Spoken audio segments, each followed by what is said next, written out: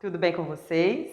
O meu nome é Tatiane Galdino, eu sou professora de Língua Portuguesa e de Literatura da Rede Municipal de Ensino de Uberlândia e estou aqui agora para ministrar mais uma aula para vocês da turma do 8º período da EJA. No entanto, antes de nós começarmos a nossa aula, eu peço licença para retirar a minha máscara. Só um momento. Vou aqui agora higienizar as minhas mãos. Retiro a máscara, guardo-a com cuidado e mais uma vez eu higienizo as mãos para nós começarmos os nossos aprendizados. Tudo bem? Vamos lá então?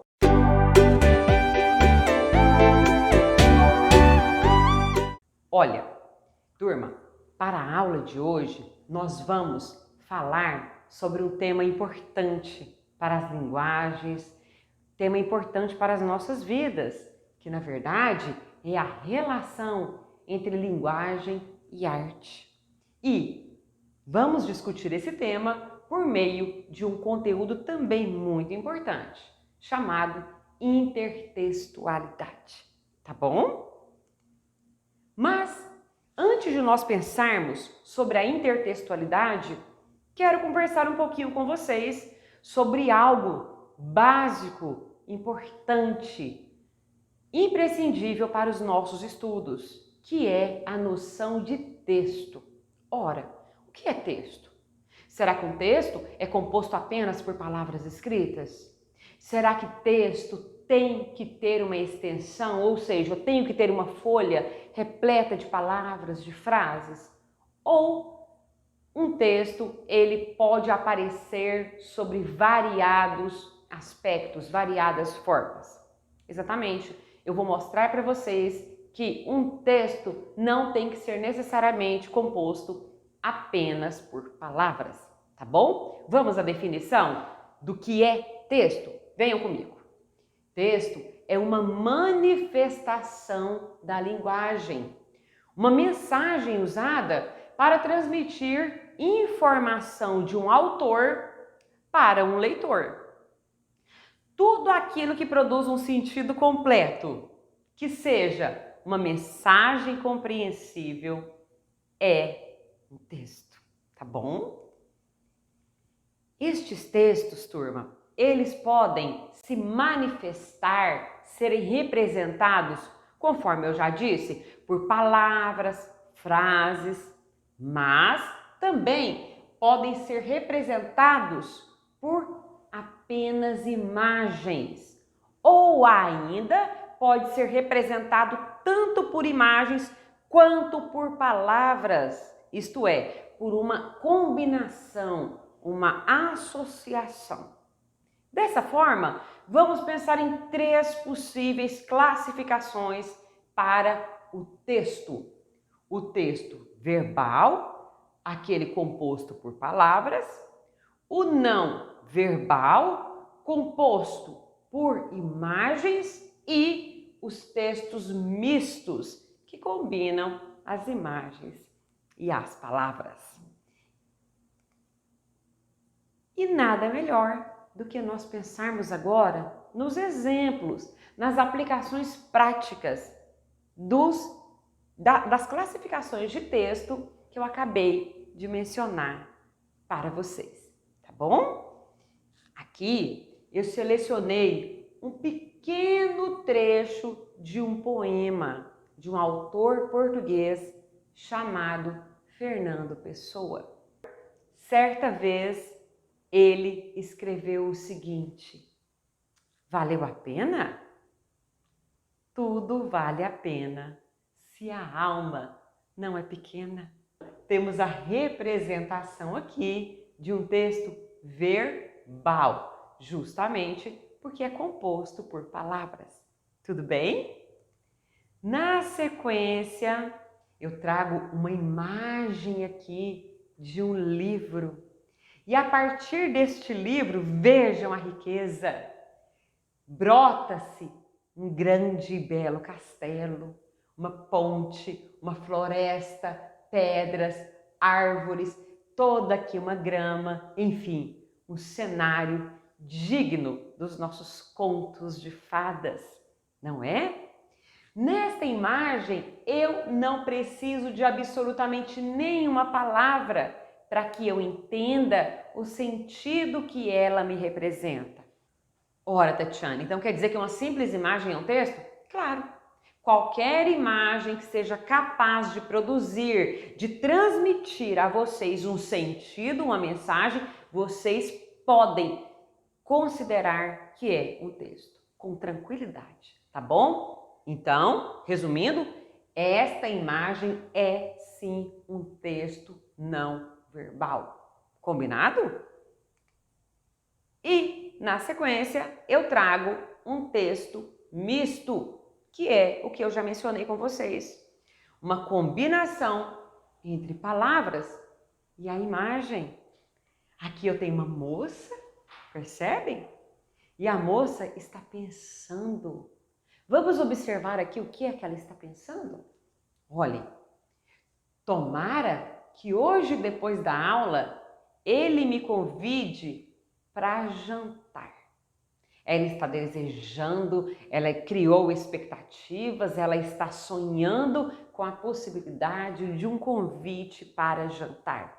Não é verdade? Portanto, uma combinação entre imagem e palavras, o que me permite classificar este texto aqui como misto. Tudo bem?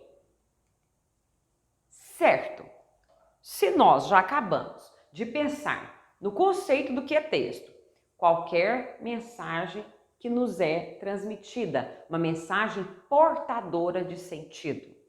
Acabamos de ver que os textos podem ser verbais, compostos por palavras, não verbais, compostos apenas por imagens e mistos, quando eu tenho aí a associação de palavras e imagens.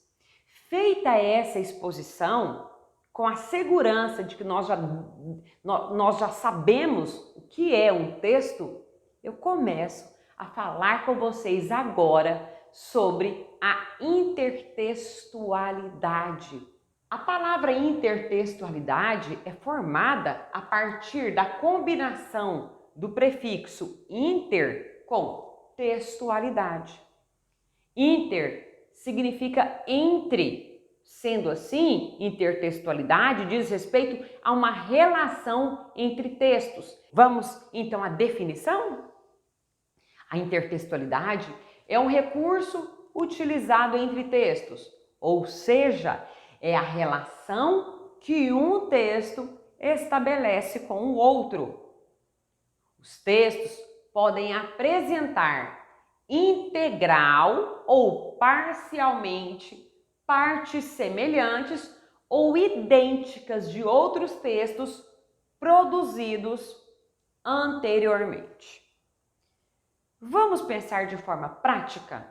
Intertextualidade nada mais é do que a presença de elementos de um outro texto, tá bom? De um texto produzido anteriormente em um segundo texto. Então, se você lê um texto e você percebe palavras, se você percebe qualquer manifestação, qualquer elemento de um texto anterior, você pode pensar em intertextualidade, tá bom? Vamos aos exemplos para essa definição ficar mais clara para nós. Vejam bem, aqui eu tenho uma tirinha do Maurício de Souza, uma tirinha em que a personagem Magali, no primeiro quadrinho, se depara com um sapo sentado em uma pedra. E vejam que interessante, o sapo conversa com ela, tá bom? Vamos observar o que é que este sapo está dizendo a Magali? Olá, garotinha! Dê-me um beijo e terá uma bela surpresa, ele promete para ela. No segundo quadrinho aqui, o que é que a Magali faz? A partir desta palavra que explode no segundo quadrinho, esse choque, não é verdade? nós já entendemos que a Magali beijou, sim, este sapo. E o resultado está no terceiro quadrinho. O sapo transformou-se em um belo príncipe, em um personagem dos famosos contos de fadas. Mas a Magali está nervosa. Vamos observar por que a Magali está nervosa? Vejam o que ela diz. Um príncipe? Ah, pensei que você fosse se transformar num pipoqueiro, padeiro. Ora, nós conhecemos a Magali pelo fato de ela ser bastante comilona. Magali é gulosa, Magali come muito e ela gosta de tudo, não é? Então, quando ela beijou esse sapo, ela queria que ele se transformasse em um padeiro, pipoqueiro. Por quê? Porque ela só pensa em comer, não é isso? Agora, onde está a intertextualidade, que é o conteúdo desta aula, nesta tira? Turma, aqui eu tenho um texto do Maurício de Souza, conforme eu já falei, tá bom? Em que ele utiliza um conto de fadas antigo chamado A Princesa e o Sapo. Lá na Princesa e o Sapo, nós sabemos que a princesa precisa beijar esse sapo para que ele volte a ser um príncipe. Não é verdade? O sapo está aqui, no quadrinho. Ele foi beijado pela Magali, que assume agora a posição de princesa nesta tirinha. E no terceiro quadrinho, nós temos aí essa grande e esperada transformação. Tá bom? Então, o que é que eu tenho? Um texto do Maurício e em que este autor faz referência, ele traz elementos de um conto de fadas. Portanto, a intertextualidade aqui é a presença desses elementos desse grande conto aí. Tudo bem? Vamos seguir? Estamos então falando, a partir da tirinha que acabamos de ler, sobre uma intertextualidade explícita. O que significa a palavra explícito?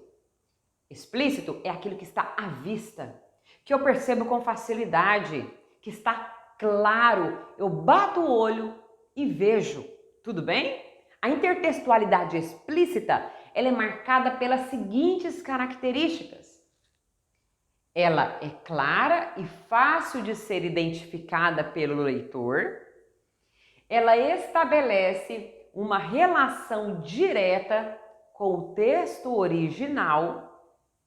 São encontrados facilmente elementos dos textos fonte e não é necessário esforço ou dedução do leitor para perceber essa intertextualidade. Vocês acabaram de ver que é muito clara a presença de elementos de contos de fadas na tirinha da Magali. Foi fácil? Bastou ter um sapo, a Magali beijando o sapo e ele tornando-se um príncipe. Então, observamos a presença da intertextualidade explícita, aquela que não dá trabalho para nós a percebermos. Tudo bem? Aqui eu trago, por meio de um trabalho visual, por meio de uma arte, mais intertextualidades para nós. Aqui no centro eu tenho o famoso quadro de Leonardo da Vinci, tá? Do ano de 1503, certo? Aqui você tem a imagem famosa da Mona Lisa.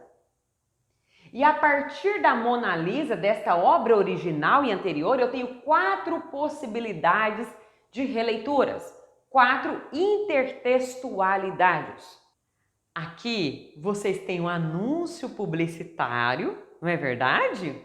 E o personagem que faz a propaganda, ele está vestido, ele está representando a Mona Lisa. Percebem? Então é uma intertextualidade. Por quê? Porque o texto base é um anúncio publicitário e o rapaz que faz a propaganda da marca está representando uma obra de arte. Nós batemos o olho nele e pelo cabelo, pela postura, pela roupa, nós automaticamente já vamos lá na obra de Leonardo da Vinci. Não é isso, turma? Aqui na segunda intertextualidade, temos uma personagem já conhecida por todos nós, que é a Mônica. Então, qual é o texto base? A imagem da Mônica. Mas essa Mônica também está representando a Mona Lisa. Mais uma vez, vocês podem fazer essa constatação a partir do modo no qual ela coloca as mãos, a postura do corpo dela e, principalmente, o olhar tão famoso dessa Mona Lisa. Tudo bem? No caso da Mônica Lisa, certo? Na sequência e em nossa terceira intertextualidade, mais um texto conhecido por nós como a personagem famosa que é a Lisa Simpson, certo? A Lisa Simpson também aqui é uma Mona Lisa, Mona, porque o nome dela é Lisa, não é isso? Então nós temos aqui a evidente intertextualidade, a personagem famosa e vestida, tá? Igual, semelhante, aliás, à personagem de Leonardo da Vinci. Tudo bem? Por fim, outra personagem aqui, né, de blocos de montagem de Lego, está também colocando-se, vestindo-se com a postura da Mona Lisa. Percebe? Então eu tenho a Mona original e 4 Monas reproduzidas a partir do recurso da intertextualidade. E quem é que nos permite isso? As nossas artes. Certo, turma? Vamos seguindo? Finalmente, a nossa Mona Lisa aqui agora, diferente. Ela está usando máscara. Por quê? Vejam bem, nós sabemos da necessidade de usarmos máscaras para nos prevenirmos contra o coronavírus, não é verdade? As máscaras, elas agora são um elemento, o item básico do nosso dia a dia. É um item, aliás, de sobrevivência. Essa é a verdade, não é? Então, o texto diz respeito à necessidade de nos prevenirmos em relação à pandemia usando a máscara. Se a ideia é a máscara, vamos então manifestar essa necessidade por meio desta personagem famosa de Leonardo da Vinci. Certo, turma? Mais uma intertextualidade. E aqui, olhem que interessante esta imagem. Todos sabem que essa aqui é a rainha famosa madrasta de Branca de Neve, cujo principal objetivo era matar a princesa, não é verdade? Sob que argumento? Sob o argumento de que não poderia haver nenhuma mulher mais bonita que ela sobre a face da terra, não é? Muito bem. E esta rainha é famosa por uma fala dela. Ela olhava no espelho e conversava com este espelho e perguntava: espelho, espelho meu, existe mulher mais bela do que eu? Não é verdade? E quando ela descobriu que a Branca de Neve era mais bela que ela determinou que essa menina fosse morta, fosse destruída, para que não houvesse, né, ninguém mais bonita que ela. Muito bem. Aqui temos uma intertextualidade da nossa atualidade. A madrasta, a rainha, segura um celular, certamente tirando uma selfie, tirando uma foto dela e se admirando na tela deste celular.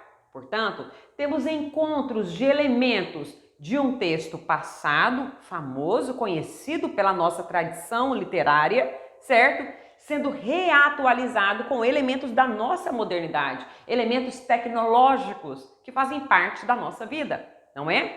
Então, a intertextualidade é representada por que recursos? Pela imagem da madrasta, da rainha. Aqui ao fundo, notem que eu tenho uma Branca de Neve olhando de lado, tudo bem? Observem aqui o espelho. Então, estes elementos aqui dizem respeito a um texto antigo. E o celular, tudo bem? Diz respeito há um elemento da nossa modernidade. Então nós temos essa comunicação, esse diálogo entre textos. O texto passado com o texto moderno, certo?